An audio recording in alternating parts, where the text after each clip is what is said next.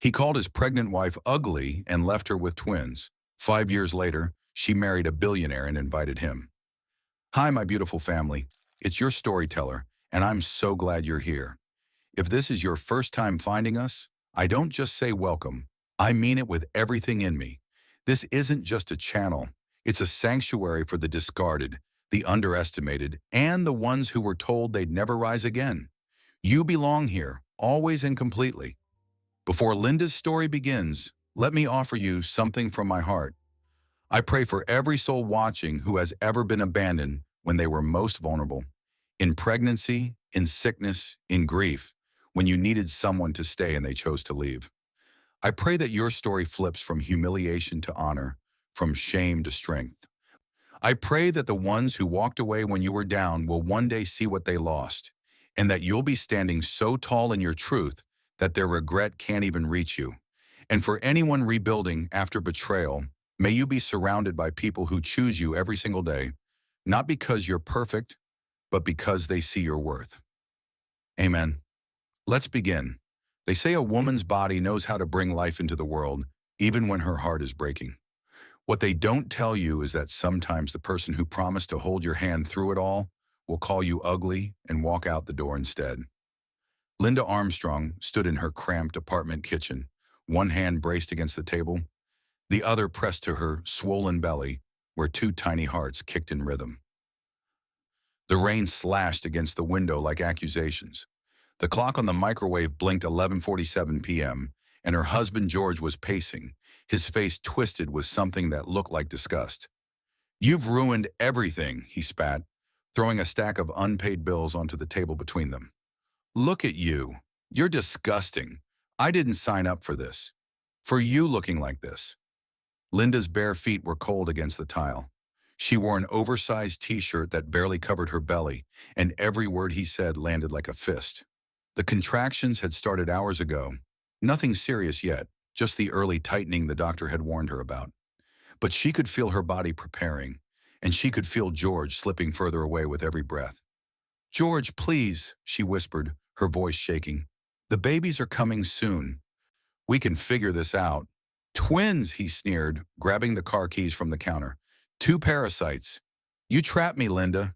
You made yourself ugly on purpose, and now I'm supposed to what? Play happy family while you waddle around ruining my reputation?" He didn't wait for an answer. He grabbed their only car keys, stuffed the last of their rent money into his jacket pocket, and walked toward the door. "Where are you going?" Linda asked, her voice cracking, one hand gripping the back of the chair to keep herself upright as another contraction rolled through her. George turned in the doorway, his face cold and final. "Anywhere but here." And then he was gone. The door slammed. The taillights flared red through the rain-streaked window and disappeared into the night. Linda sank slowly to the floor, her back against the cabinet, one hand still cradling her belly. The babies kicked hard, as if asking where their father went. She didn't have an answer. She only had the sound of rain, the ache in her body, and the terrible, crystallizing knowledge that she was about to bring two lives into this world completely alone. 3 days later, Linda's contractions turned serious. She sat on the edge of her couch at 2 a.m., timing the waves that seized her body every 7 minutes. Then 6, then 5. Her hospital bag had been packed for weeks. Newborn onesies, her insurance card, a phone charger, and at the very bottom, the divorce papers George had shoved in there before he left, still unsigned. She called George one more time. The phone rang and rang and rang, then clicked to voicemail. His voice, recorded months ago when things were still good, told her to leave a message. She didn't. By 3:15 a.m., Linda was in the back of a rideshare, her bag clutched to her chest, trying not to cry out as another contraction peaked. The driver, a middle-aged woman with kind eyes in the rearview mirror, kept glancing back nervously. "You okay, hun? Should I go faster?" "Please," Linda whispered. The city blurred past the windows, streetlights smearing into streaks of amber. Linda's phone screen kept lighting up with notifications. A spam email, a reminder about a utility bill, everything except the name she needed to see. She checked it obsessively anyway, hoping, pathetically hoping, that George would call and say he was sorry, that he was coming, that he hadn't meant any of it. He never did. The hospital doors slid open with a mechanical hiss. and the fluorescent lights hit Linda like an interrogation lamp. Bright, sterile, unforgiving. A nurse in blue scrubs approached with a wheelchair and a clipboard, her smile professional but fading slightly when she looked past Linda toward the empty entrance. "Is anyone coming with you, sweetheart?" Linda shook her head, her throat too tight to speak. The nurse's expression softened with the kind of pity that made Linda want to disappear. "Okay, let's get you checked in."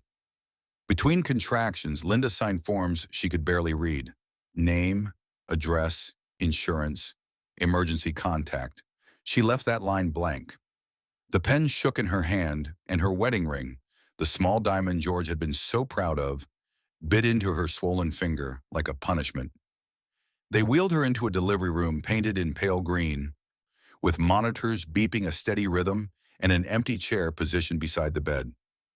That chair, Linda stared at it, imagining George sitting there, holding her hand, telling her she was strong, but the chair stayed empty, and the contractions kept coming. Her phone sat on the bedside table, screen dark and silent. She watched it until the pain became too much to care.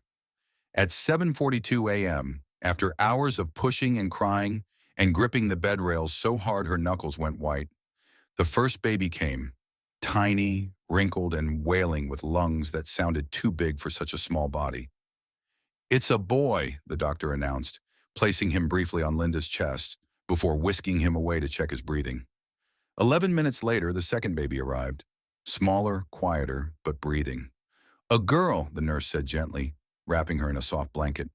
Linda sobbed. Relief and grief poured out of her in equal measure, her whole body shaking as the nurses cleaned and weighed her babies. They were early, fragile, perfect, and she had no one to hand them to, no one to turn to and say, "Look what we made." She was alone in a room full of people. Later, when the chaos settled and the twins were sleeping in clear plastic bassinets beside her bed, a nurse brought more paperwork. "Just a few more forms," she said apologetically. "Birth certificates, mostly." Linda filled in her name, her address, the date and time of birth. Then she reached the line that asked for the father's name. Her pen hovered over the blank space. She could write George Armstrong. It was the truth. But the truth also was that George had chosen not to be here. He had chosen to leave them. He had chosen to call her ugly and walk out while their children were still inside her. Linda's hand trembled. Then with a sharp exhale, she wrote, "Unknown." It wrecked her. The pen nearly tore through the paper. But she signed the form and handed it back to the nurse, refusing to let the tears fall again. In the quiet hours after midnight, when the hospital dimmed its lights and the world outside slept, Linda sat propped up in bed with Leo in one arm and Lily in the other. They were so small, their little fingers curled into fists, their eyes shut tight against the harsh light. She pressed her forehead to theirs one at a time, breathing in their new baby smell, clean and impossibly fragile. "Leo," she whispered. "Lily, I'm your mom, and I need you to know something." Her voice cracked, but she kept going. "You will never, ever beg anyone for love. Not your father, not anyone. You are wanted. You are enough. And I will make sure you know that every single day for the rest of your lives." She kissed their foreheads, her tears finally falling, but softer now, cleaner. From her hospital bag, still sitting on the chair George never filled, Linda pulled out the divorce papers he'd stuffed inside. She didn't sign them, not yet, but she folded them carefully and tucked them back into the bag, deciding in that moment that the man who had abandoned them in this room was already dead to her. George Armstrong was a ghost, and ghosts had no power over the living. Linda looked down at her sleeping children, exhausted but steady, and felt something new hardening inside her chest. Not bitterness, not revenge, just clarity. "You will regret this one day," she thought. "Not because I'll make you, but because you'll never know what you threw away." She lay back against the pillows, her babies warm and safe against her, and closed her eyes. The worst night of her life was over, and somehow, against all odds, she had survived it. 5 years later, Linda's life looked nothing like the one George had left behind. The apartment was still small, a cramped two-bedroom walk-up with radiator pipes that clanged in winter and windows that stuck in summer. But it was spotless. The morning sun streamed through curtains Linda had sewn herself, and the walls were painted in soft cream, a color she'd chosen because it made the tight space feel like it could breathe. "Mom, Leo took my cereal." "Did not. You spilled it." Linda turned from the stove where scrambled eggs were browning in a thrift store pan, catching sight of 5-year-old Lily, pointing an accusatory finger at her twin brother. Leo sat quietly at their small kitchen table, his dark eyes tracking a crack in the ceiling, completely ignoring the cereal drama. "Nobody took anything," Linda said, smiling despite her exhaustion. "Lily, eat what's in your bowl. Leo, stop looking at the ceiling and finish your breakfast. We leave in 10 minutes. "But Mom," Leo said softly, pointing up, "that crack is bigger than last week. Does the landlord know?" Linda's heart squeezed. Her son noticed everything. Every broken tile, every loose screw, every place the world needed fixing. She kissed the top of his head. "I'll handle it, baby. Eat." Lily, meanwhile, had already moved on, now missing one shoe and hunting under the couch with the single-minded determination of a detective. "If this was our house," she announced, "I'd never lose my shoes because we'd have a special shoe shelf right by the door." Linda grinned. "You're absolutely right." Her life ran on borrowed hours and sheer will. Nights, Linda worked as a housekeeper at the Grandview Hotel, scrubbing bathrooms and changing linens, while the city's wealthy guests slept soundly. The pay was barely enough, but the overnight shift meant she could drop the twins at a neighbor's apartment and pick them up early enough to make breakfast. Days she hustled as a self-taught interior stylist, rearranging friends' cramped apartments, painting thrifted furniture in bold colors, turning garage sale finds into statement pieces.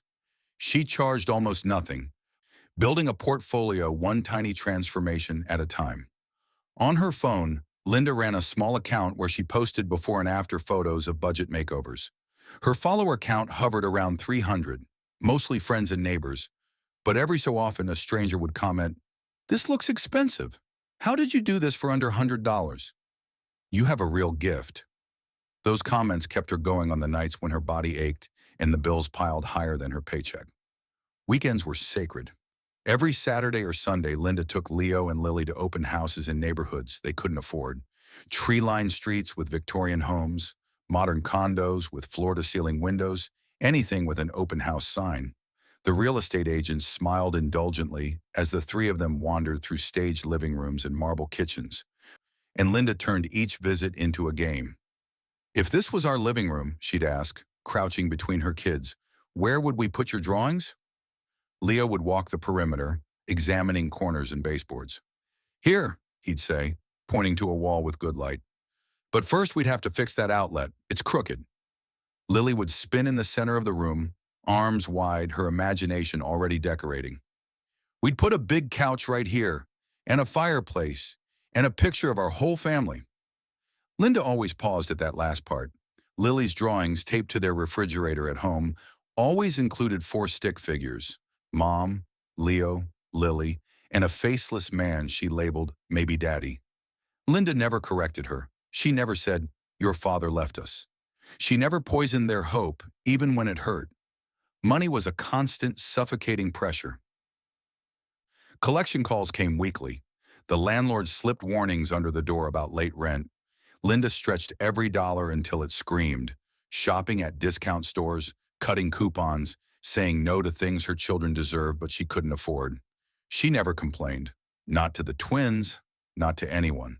When Leo asked why they couldn't go to the trampoline park like his classmate, Linda smiled and said, "Maybe next month, baby, but we can jump on the bed tonight and pretend." When Lily asked why other kids had dads who picked them up from school, Linda knelt down, looked her daughter in the eye and said, "Some families look different, but different doesn't mean less. You have me, and I have you too, and that's everything." On this particular Friday night, Linda pulled on her hotel uniform. Black slacks, white button-up shirt, name tag pinned crooked because she was rushing, and grabbed her work bag. The hotel was hosting a big event that weekend, some rooftop launch for a luxury real estate company. Management had promised extra hours, maybe even tips if the guests were generous. Linda needed every cent. She kissed the twins goodnight at the neighbor's door, whispered promises to bring them pancakes in the morning, and headed into the night. She had no idea that tonight her entire life was about to change. She just knew she needed the money, and she needed to survive one more shift. The Grandview Hotel was in chaos. Linda arrived for her shift to find the lobby swarming with coordinators in headsets, florists hauling enormous arrangements toward the elevators, and her supervisor, Marcus, a thin man with perpetual sweat stains, barking orders at anyone in uniform. "Tonight is critical," Marcus announced to the skeleton crew of housekeepers gathered near the service entrance. "Jason Scott's company is hosting their global real estate launch on our rooftop. This account is worth millions. Do not mess this up. Do not upset the billionaire. Do your jobs, stay invisible, and for the love of everything, do not get in the way." Linda nodded along with the others, exhaustion already pressing down on her shoulders. She'd worked a double yesterday, spent the morning running errands, and now faced an 8-hour shift on 3 hours of sleep. But she needed this. The tips alone from an event like this could cover groceries for 2 weeks. By 9 p.m., the rooftop was transformed. String lights crisscrossed overhead like constellations. Sleek furniture in chrome and glass lined the perimeter, and a full bar glowed amber in the corner.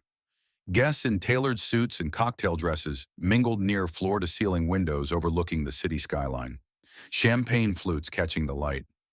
Linda moved through the chaos like a ghost, refilling linens, clearing glasses, trying to keep up. The hotel was understaffed.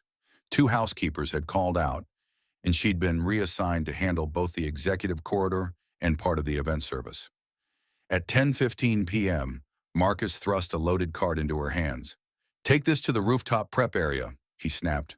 "Fresh linens for the VIP lounge, glassware for the bar, and those desserts need to be plated now. And Linda, do not drop anything."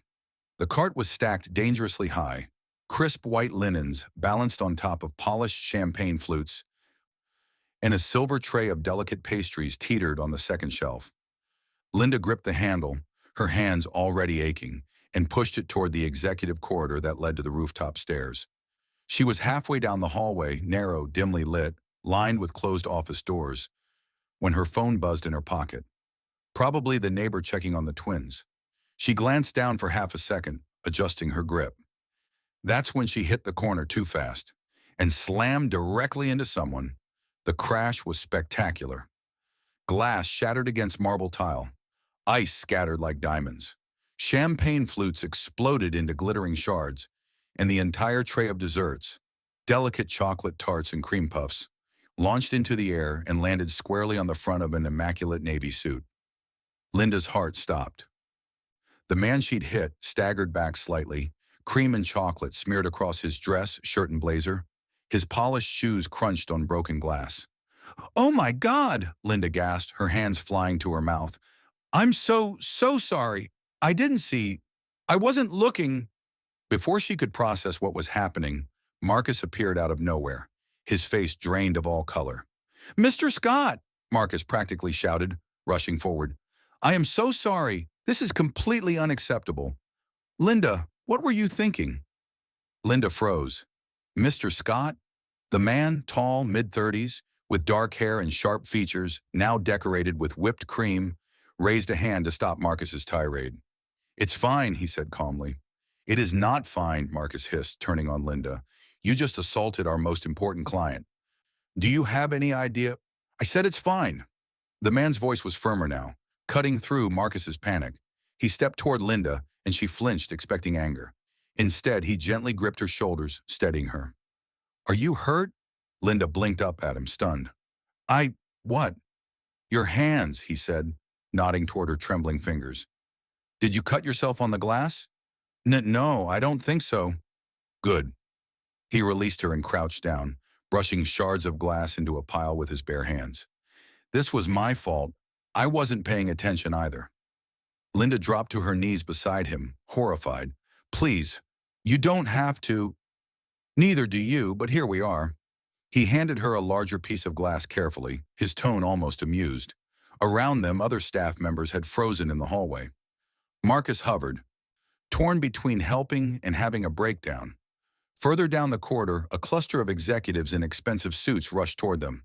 "Mr. Scott," one of them called, "the presentation is about to start." "Give me a minute," Jason said without looking up. He picked up the last shard of glass, stood, and extended a hand to help Linda to her feet. As he pulled her up, his eyes caught on something. The back of her left hand, where a rough sketch of a floor plan was drawn in blue pen, smudged but still visible. He tilted his head slightly. "Are you a designer?" Linda flushed, instinctively hiding her hand behind her back. "No, I mean, it's just a side thing. It's nothing." Jason's expression shifted, something curious flickering across his face. But before he could respond, one of the executives grabbed his elbow. "Sir, we really need to go." Jason allowed himself to be pulled away, but not before glancing back at Linda one last time. His gaze lingered for just a moment, thoughtful, unreadable, before he disappeared through the double doors to the rooftop. Linda stood frozen among the wreckage, her heart hammering.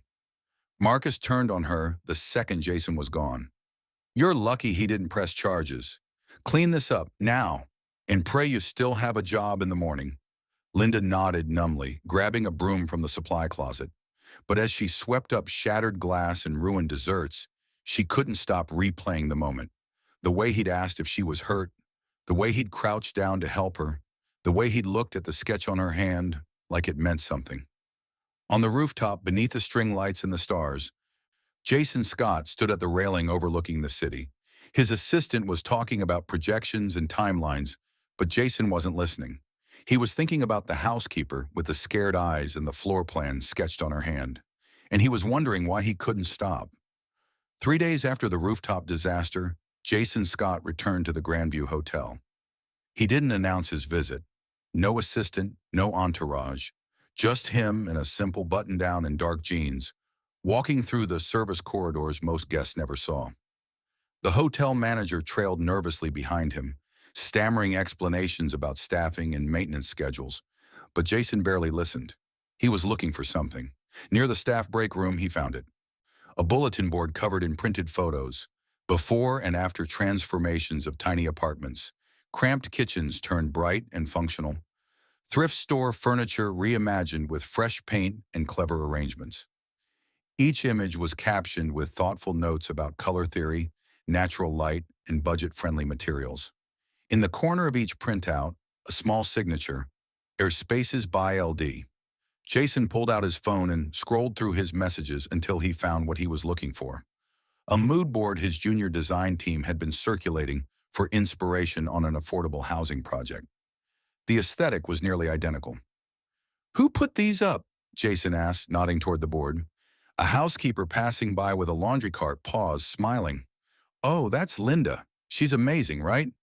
She helped me redo my daughter's bedroom for like $50. Another voice chimed in from the break room doorway. "Linda, she works nights, but she's a wizard with design stuff. We're all kind of obsessed." Jason took a photo of the board with his phone, his mind already working. That afternoon, Jason found Linda in the staff cafeteria. She sat alone at a corner table, eating a packed lunch, sandwich, apple, water bottle, while sketching something in a worn notebook. She didn't notice him approach until he was standing right beside her. "Mind if I sit?" Linda looked up, and the color drained from her face. "Oh, Mr. Scott, I mean, yes, of course, Just Jason," he said, sitting down across from her, with a tray he'd grabbed from the line. "And I should be the one asking permission. I wanted to thank you again for the other night. You handled that situation with a lot more grace than most people would have." Linda's hands twisted in her lap. "I ruined your suit." "Suits can be replaced." He nodded toward her notebook. "What are you working on?" She instinctively closed it. "Nothing important. Just ideas. Can I see?" Linda hesitated, then slowly slid the notebook across the table. Jason flipped through pages of hand-drawn floor plans, color palettes, furniture arrangements, all annotated with precise measurements and budget estimates. "These are incredible," he said quietly. "How long have you been doing this?" "A few years. I taught myself mostly. YouTube videos, library books." She shrugged, embarrassed. "It's just a hobby." "Do you take it seriously?" Linda blinked. What?" When you're sketching, when you're thinking about how to make a space feel like home, do you take it seriously or is it just something you do when you're bored?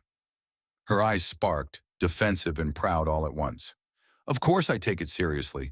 Every space deserves to feel intentional. Color isn't just decoration, it's emotion. Light changes how people move through a room. Even small spaces can feel expansive if you pay attention to flow and she stopped, realizing she'd been talking fast, her hands gesturing. Sorry, I get carried away. Don't apologize, Jason leaned forward. That's exactly what I wanted to hear. He paused, then said carefully, I'm the CEO of Scott Global Real Estate. We build and renovate properties all over the country. And I've been looking for a designer who understands how to create dignity on a budget. Someone who sees past marble countertops and thinks about the people who will actually live in a space. Linda's heart started hammering. Why are you telling me this? Because I'd like to offer you a paid trial position as a junior design consultant on one of our upcoming projects. Affordable housing downtown. Your portfolio, the one you've been building on that bulletin board, is exactly what we need. The cafeteria seemed to tilt. Linda gripped the edge of the table. You're serious? Completely. I don't have a degree. I'm just a housekeeper who... You're a designer, Jason interrupted gently, and a talented one. This isn't charity, Linda. This is business. I don't hire people out of pity. I hire people who can do the work. Linda's throat tightened. She wanted to say yes so badly it hurt, but the logistics crashed down on her immediately. Childcare, her night shifts, the risk of failing in front of people with actual credentials. I have kids, she blurted. Twins. I can't just... Schedule is complicated, and I don't know if I can... I'm offering you flexible hours, Jason said. You set the pace. If you need to work around school drop-offs or pickups, we'll make it happen. Take a week. Think about it. But Linda, he stood, sliding her notebook back across the table. Don't say no because you're scared. Say no if you genuinely don't want it. There's a difference. He left his business card on the table and walked away. That night, Linda lay awake in her narrow bed, Leo curled on one side of her and Lily on the other. Their small bodies warm and trusting in sleep. She stared at the ceiling, Jason's card sitting on her nightstand like a dare. Every logical part of her brain screamed that this was too good to be true, that she'd fail, that she'd embarrass herself in front of people who'd spent years in design schools while she'd learned from internet videos. But another part, the part that had survived George's cruelty and a lonely hospital room and 5 years of grinding just to stay afloat, whispered something different. What if you don't fail? What if this is the door you've been waiting for? Linda closed her eyes, listening to her children breathe, and let herself imagine, just for a moment, what it might feel like to say yes. Linda called Jason on the 6th day. I'll take the trial position, she said, her voice steady despite her racing heart. But I have conditions. I'm listening. Flexible hours around my kids' schedule. No personal favors. This is work, not charity. And I want to be evaluated on what I produce, not on gratitude. If I'm not good enough, you tell me. Deal? There was a pause, then Jason's voice came back warm. Deal. Her first day at Scott Global Real Estate, Linda stood in the marble lobby and felt like an imposter. The building was all glass and steel, with a reception desk that looked like modern art, and employees in tailored suits moving through security turnstiles with confident swipes of keycards. Linda wore her only blazer, cheap, slightly too big, bought on clearance 3 years ago, and clutched a portfolio folder so tightly her knuckles turned white. Other designers passed her, their curious glances sliding over her discount shoes and off-brand bag. Jason appeared from the elevators, dressed casually in slacks and a crisp shirt, and smiled when he saw her. Linda, ready? She nodded, not trusting her voice. He led her upstairs to the design floor. Open workspace, floor-to-ceiling windows, drafting tables covered in blueprints and mood boards. People looked up as they entered, and Linda felt their assessments like weights. Jason brought her to a quiet conference room and spread plans across the table. This is the Riverside project. Old apartment building, 8 units, working-class neighborhood. We're renovating to keep it affordable, but I want it to feel like a home. Not just cheap housing. Linda studied the floor plans, her designer brain already working. Small kitchens, narrow hallways, not much natural light in the back units. Exactly. Most designers would gut it and start over, make it look like every other trendy renovation. I don't want that. Jason met her eyes. I want spaces that feel like yours. Intentional, dignified, real. Something loosened in Linda's chest. This she could do. 2 weeks in, Jason knocked on her temporary office door with a woman in her 40s trailing behind him. Linda, this is Marissa. She handles professional presentation for our senior staff. He leaned against the doorframe, casual. I thought she could help you put together a work wardrobe that feels more like the creative leader you already are. Linda's defenses shot up immediately. I'm fine with what I have. You are, Jason agreed, but you're also presenting to investors next month. And I want you to walk in feeling like you belong there. Not for me, for you. Marissa stepped forward gently. I'm not here to change you, just to find pieces that fit properly and make your mornings easier. Think of it as a work uniform. Linda hesitated, then slowly nodded. Nothing extreme. What followed wasn't a movie montage. Marissa took her to a department store, not a boutique, and helped her choose simple, well-fitting pieces. Tailored pants that didn't gap at the waist, blouses in solid colors, a blazer that actually fit her shoulders, a trim at a salon to shape her hair, nothing drastic. When Linda saw herself in the mirror, she didn't look like someone else. She looked like herself, but sharper, clearer. Better? Marissa asked. Linda nodded, surprised by the tightness in her throat. Yeah, better. The first real fight came 3 weeks later. Linda was working late, finalizing paint selections, when Jason appeared with takeout. They ate together over spread blueprints, and somewhere in the conversation, he said casually, I noticed you've been cutting lunch breaks. If money's tight for childcare during extended hours, I can advance. No. Linda's voice came out harder than she intended. Absolutely not. Jason blinked. I just meant, I know what you meant. She stood, her hands shaking. And I appreciate it, but I won't let you buy me, Jason. I've been down that road before. People thinking they can solve me with money, like I'm a problem instead of a person.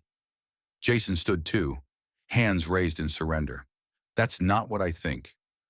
At all. Then stop trying to rescue me. Her voice cracked.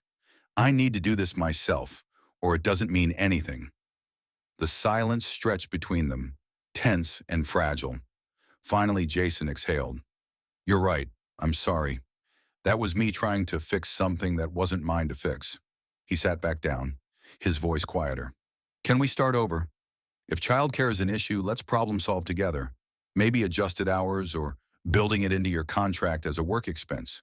Your call. Linda sat slowly, the anger draining out of her. Adjusted hours. And I pay for childcare myself.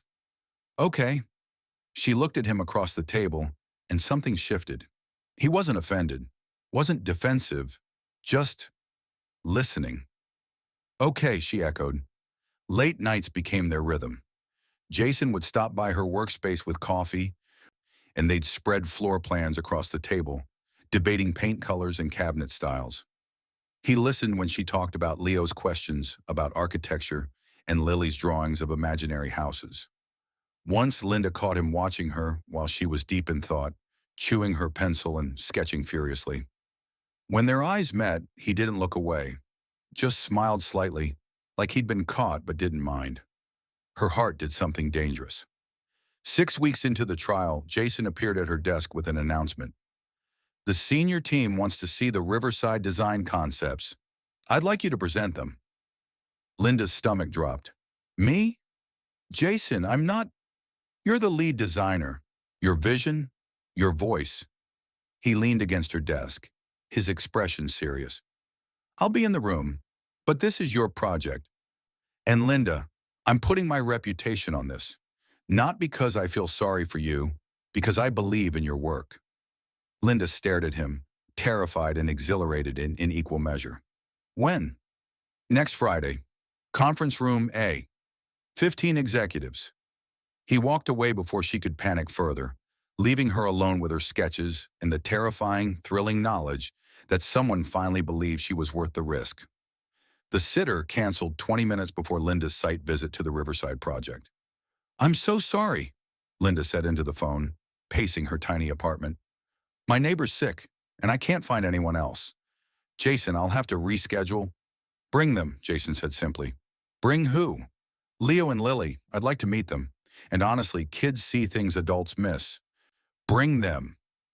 Linda arrived at the half-renovated building with a twin on each hand, both clutching juice boxes and eyeing the construction equipment like it was Disneyland.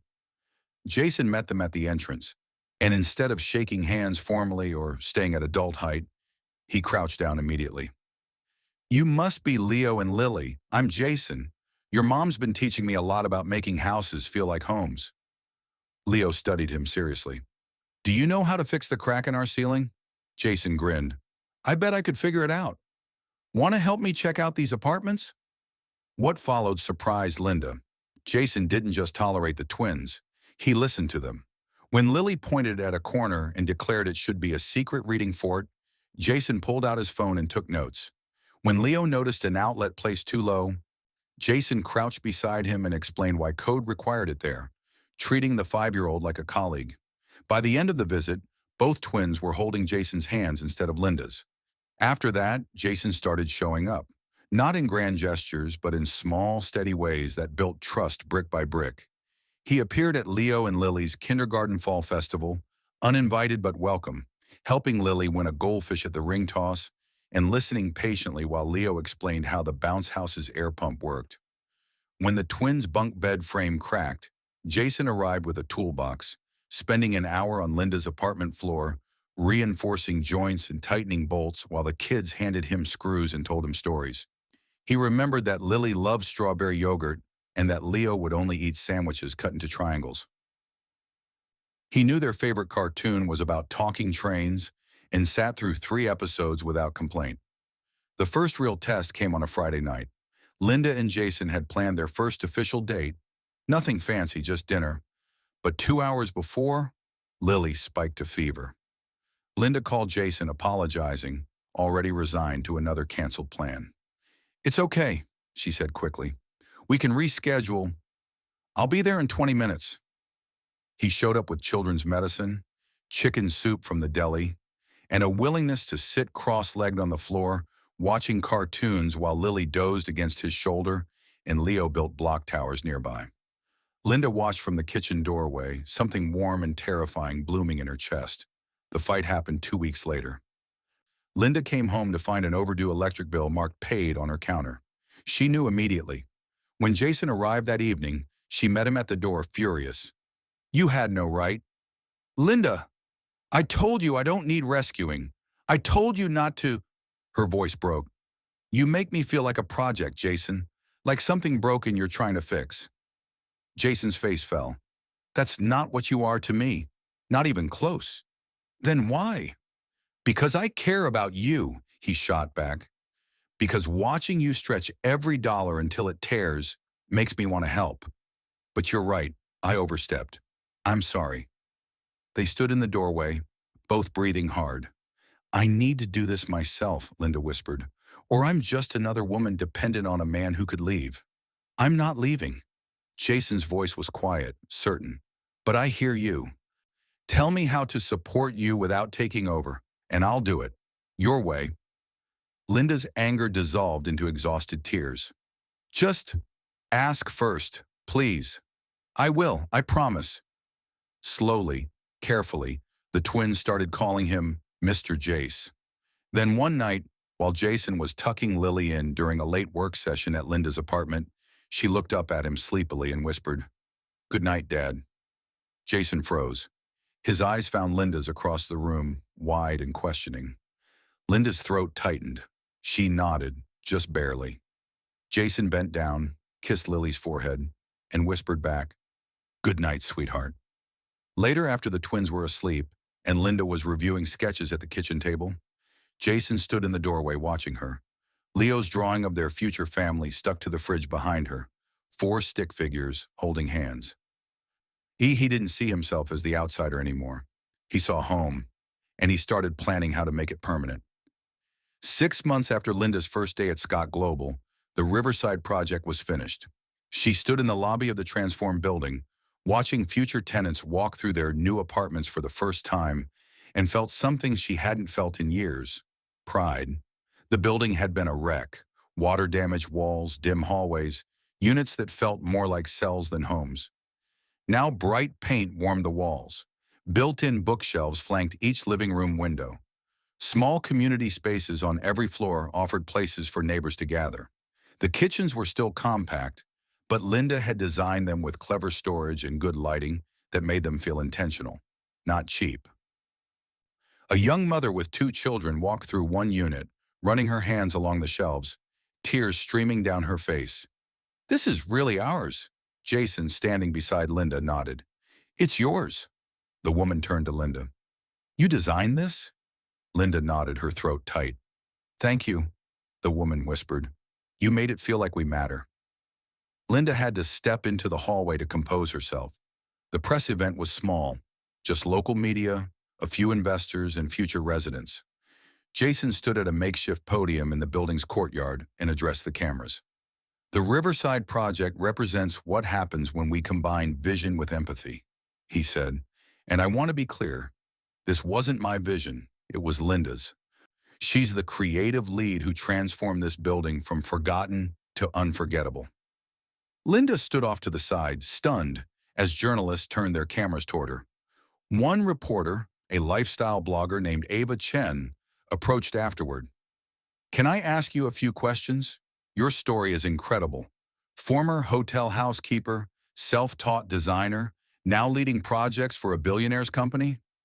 Linda hesitated, but Jason nodded encouragingly from across the courtyard. The interview was brief. Ava asked about her journey, her inspiration, her kids. At the end, she snapped a photo of Linda, Jason, and the twins on the building's balcony overlooking the city, the 4 of them laughing at something Lily had said. Linda thought nothing of it. The article went live 2 days later. From hotel maid to design leader, how single mom Linda caught a billionaire's eye and changed affordable housing.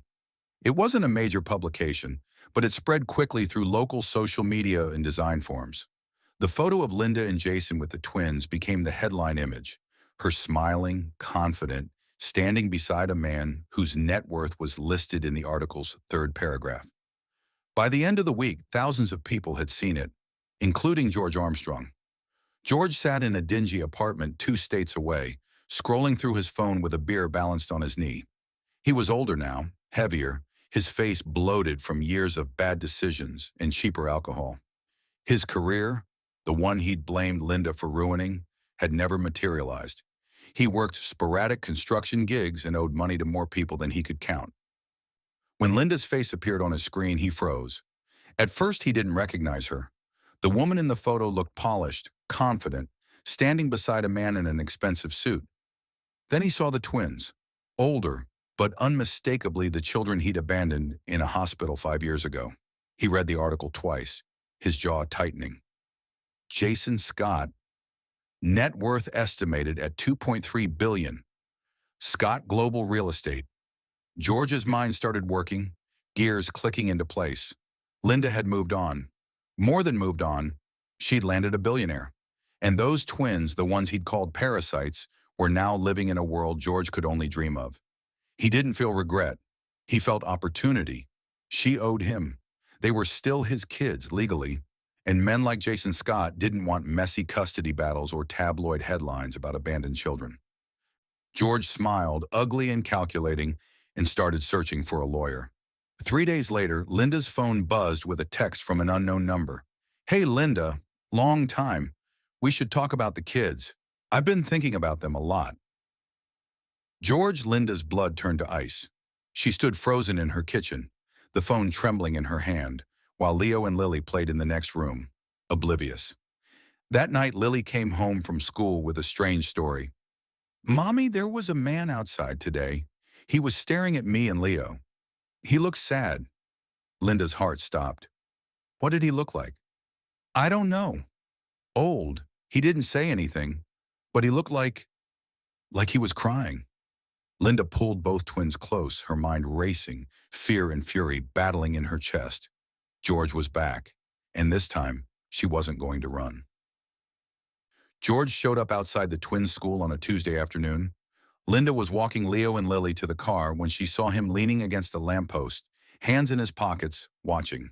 He'd aged badly, bloated face, thinning hair, clothes that hung wrong on his frame, but his eyes were the same, cold, calculating.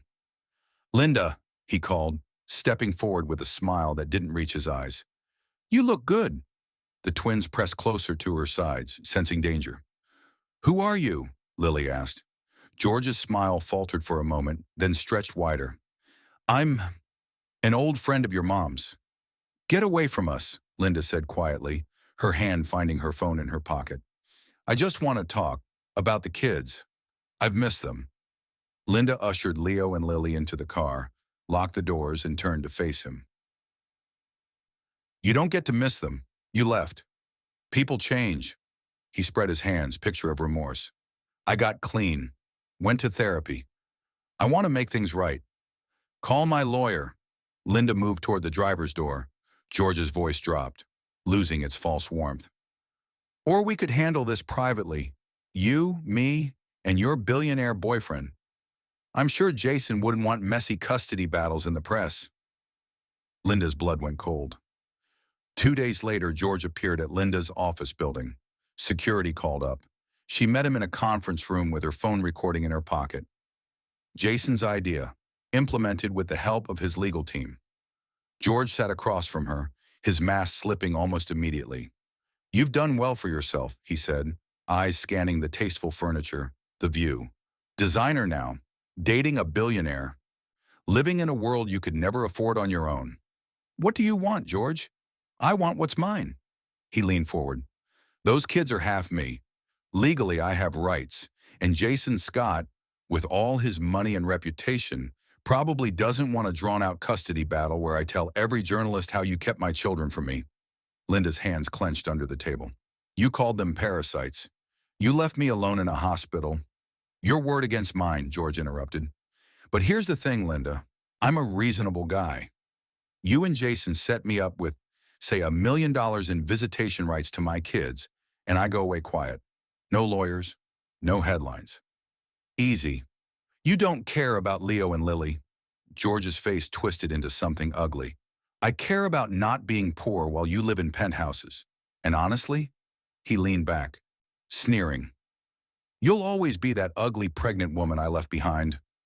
No matter how you dress now, no matter how good-looking you are now, and no matter who you're dating, I know what you really are." Linda's finger pressed the stop button on her recording app, her whole body shaking with rage. That night, Linda and Jason sat in his home office, the recording playing on speaker. "I can bury him legally," Jason said, his voice tight with anger. "Extortion, abandonment, 5 years of zero support. My lawyers will destroy him before he gets near a courtroom." "No." Linda's voice was steady. "I don't want him destroyed in the shadows. I want him exposed in the light." Jason looked at her. "What are you thinking?" "Your engagement party, the rooftop event next month." Linda met his eyes. "Invite him. Tell him it's about reconciliation, bringing him into our family. Let him think he's won. And then we show everyone exactly who he is." Jason studied her for a long moment, then nodded slowly. "You're sure?" "I've spent 5 years hiding from him, afraid of what he'd say, what he'd do. I'm done hiding." Linda's jaw set. "If we're building a family, I want it built on truth, not secrets." 2 weeks later, George received a formal invitation to the engagement party of Jason Scott and Linda, with a handwritten note suggesting they talk about the future as a blended family. He RSVP'd yes within an hour. The night before the party, Linda stood alone on the rooftop of Jason's flagship tower, the same type of rooftop where she'd once pushed housekeeping carts and cleaned up after people who never saw her. Now she stood at the railing in a simple dress, rehearsing the speech she'd written and rewritten a dozen times. Her hands trembled, her heart raced, but her eyes were steady. Tomorrow, George would walk into a room expecting leverage. Instead, he'd find the truth waiting, and Linda intended to make sure he heard every word of it. The rooftop of Jason's flagship tower glowed under string lights in a purple dust sky. Guests moved through the space in elegant clothes. Investors, city officials, journalists, and several families from the Riverside Project who'd insisted on attending. A bar sparkled in one corner. Tables draped in white linen dotted the perimeter. The city stretched out below, lights beginning to flicker on like promises. Leo and Lily stood near the dessert table in their best outfits, Lily's dress twirling and Leo's bow tie slightly crooked. Both of them vibrating with excitement about the big party. Linda wore a simple navy dress, her hair pulled back, her hands steady despite the adrenaline coursing through her veins. And George arrived right on time. He looked out of place immediately, ill-fitting suit, forced smile, eyes scanning the crowd like he was calculating worth. He approached a cluster of guests, extending his hand, dropping comments about complicated family situations and wanting to be part of my children's lives again. Linda watched from across the rooftop, Jason's hand steady on her back. "You ready?" he asked quietly. "I've been ready for 5 years." At 8 o'clock, Jason stepped to the microphone set up near the railing. "Thank you all for being here," he began, his voice warm and clear. "This party is about new beginnings. About building homes for people who've been invisible. About second chances." He paused, his eyes finding Linda's. "And about family, not just the one we're born into, but the one we choose." Jason gestured toward George, standing awkwardly near the bar. "I'd like to invite someone up. George Armstrong, Linda's former husband, and the biological father of Leo and Lily. George has expressed interest in reconnecting with his family, and I thought tonight would be the perfect time to address that publicly." George's face lit up. He moved forward, believing this was his moment, his leverage playing out exactly as planned. He took the microphone, cleared his throat. "Thank you, Jason. I appreciate this opportunity to—" Linda pressed a button on her phone. George's own voice suddenly filled the rooftop, crackling through the sound system. "I care about not being poor while you live in penthouses. You'll always be that ugly pregnant woman I left behind. No matter how you dress now." The crowd went silent. Shock rippled through the space. George's face drained of color. "Wait, that was taken out of context." Another clip played. "You and Jason set me up with $1 million and I go away quiet. No lawyers, no headlines." Linda stepped forward and took the microphone from George's frozen hand. "5 years ago," Linda said, her voice calm and clear, "George called me ugly while I was pregnant with twins. He said I'd ruined his life. He walked out 3 days before I went into labor, and he didn't come back. Not for the birth, not for the first 5 years, not once." She looked at the crowd, the investors, the journalists, the families from Riverside, and she saw them listening. "When he saw that article about my work with Jason, he didn't call because he missed Leo and Lily. He called because he saw money. He tried to extort us, threatened custody battles unless we paid him off. And tonight, he came here thinking he'd won." Linda turned to George, whose face had twisted with rage and humiliation. "But I need to thank you, George," she said, and she meant it. "Because the night you walked out, you gave me something I didn't know I needed. You gave me the chance to prove I could survive without you. You gave me space to build a life I'm proud of. And your absence let Leo and Lily know what a real father looks like." She gestured to Jason, standing beside the twins now, his hands on their shoulders. "Real fatherhood isn't biology, it's showing up. It's fixing broken bunk beds and attending school events and sitting on floors during fevers. Jason has been their father in every way that matters. And you?" Linda's voice was steady, final. "You're just the man who left. Nothing more." George lunged forward, shouting, but 2 security officers were already moving. Behind them, 2 people in business suits, Jason's legal team, stepped forward with documentation. George was escorted away, his voice fading into the night, powerless and small. The crowd was silent for a long moment. Then someone started clapping. Then another. Then the entire rooftop erupted in applause. Linda's legs felt weak, but Jason was there, steadying her. "I have one more thing," Jason said into the microphone. He knelt down and Leo and Lily moved to his sides, their small hands in his. "Linda, I fell in love with you the night you crashed into me covered in desserts, but I fell in love with this family every single day after. Leo, Lily, would you let me be your dad? Not just the guy who shows up, but officially, legally, your dad? Both twins nodded, tears streaming down their faces. Jason looked up at Linda. And Linda, will you marry me? Not because I can fix your life, but because you've already fixed mine? Linda dropped to her knees, gathering all three of them into her arms. Yes, to all of it. Yes. 3 months later, Linda walked down an aisle lined with flowers from the Riverside Project's community garden. She wore a simple white dress, her hair loose around her shoulders. And Leo and Lily walked beside her, her ring bearer and flower girl, beaming with pride. The ceremony was small, intimate, held in the same glass-walled penthouse where Jason had first proposed, surrounded by the people who mattered. Friends from the hotel, families from Riverside, Jason's team, and the twins at the center of it all. And in the very back row sat George, alone, shoulders hunched, watching the woman he'd once called ugly walk toward a man who looked at her like she was the only light in the room. George watched Leo and Lily scatter flower petals, giggling and radiant, children who didn't even glance his direction because they didn't know he existed. He watched Jason's face as Linda reached the altar, the kind of pure joy George had never given her, not even on their own wedding day. When the officiant pronounced them husband and wife, George felt something break inside him. He watched Jason kneel and pull both children into his arms, heard him say, "You're mine now, officially, forever," and saw his biological children, his children, throw their arms around another man and call him dad without hesitation. Tears streamed down George's face. Not tears of anger, tears of devastating, soul-crushing regret. He'd called her ugly when she was carrying his children, and now she stood in a white dress looking more beautiful than he'd ever allowed himself to see. He'd abandoned his family when they needed him most, and now those children had a father who would never leave. He'd thrown away a woman who could have built this life with him, and instead she'd built it without him, with someone who actually deserved her. George slipped out the reception, his face wet with tears, his chest hollow with the knowledge of what he'd lost. The years that followed were good. Linda's design career flourished.